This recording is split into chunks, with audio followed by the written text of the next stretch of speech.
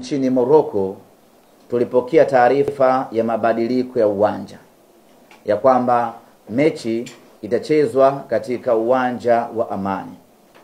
Uongozi wa Simba Sports Club kwa kushirikiana na shirikisho la kandanda Tanzania pamoja na serikali kupitia Wizara ya Habari tukaanza mapambano ya kuhakikisha kwamba mechi hii inachezwa katika uwanja wa Benjamin Mkapa. Mapambano yalikuwa ni makubwa mno. Mapambano ya ushawishi, mapambano ya kuomba na mapambano ya kuwasilisha hoja za msingi yalikuwa ni makali vibaya.